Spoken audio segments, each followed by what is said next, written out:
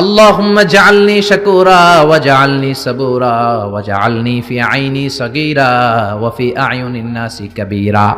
ও আল্লাহ, আপনি আমারে শুকরগুজার বানান, ধৈর্য ধারণকারী বানান। আমার চোখে আপনি আমারে ছোট বানান, মানুষের চোখে আপনি আমারে বড় বানান। পড়েন সুবহানাল্লাহ। নিজেকে ছোট করতেন। কেমন নবী তিনি, কেমন রাসূল, শুধু রাসূল নন, রাসূলদেরও রাসূল। আল্লাহু আকবার। মা কানা মুহাম্মাদুন আবা আহাদিম মির রিজালিকুম ওয়ালাকির রাসূলুল্লাহি ওয়া খাতামান নাবিয়্যিন। তিনি শুধু রাসূল নন, খাতামুন নাবিয়্যিন। নবী আসার যে চেইন, যে সিলসিলা, এটাকে আল্লাহ বিশ্ব নবীর মাধ্যমে সিলগালা করে দিয়েছেন। আর কোন নবী নাই, জোরে কোন সুবহানাল্লাহ।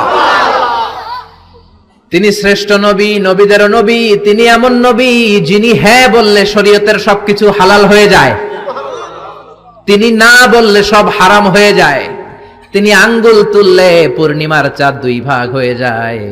তিনি জমিন থেকে পা তুললে আল্লাহর আরশে মেরাজে চলে যায়। বিশ্বনবী যদি কয় হ্যাঁ করো করো, করতে পারবা, ওটা হালাল। কারণ কোনটা হালাল কোনটা হারাম এটা আমাদেরকে বিশ্বনবী শিখিয়েছে, ঠিক কি না? বিশ্বনবী যদি বলে না না না এটা করা যাবে না, তাইলে হারাম। হ্যাঁ বললে হালাল, না বললে হারাম, ঠিক কি না?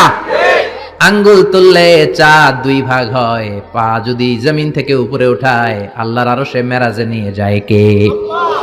এজন্য এই নবীরে ভালোবাসতে হবে জীবনের চাইতেও বেশি। এই নবীকে ভালোবাসতে হবে বিবির চাইতেও বেশি। এই নবীরে ভালোবাসতে হবে দলের চাইতেও বেশি।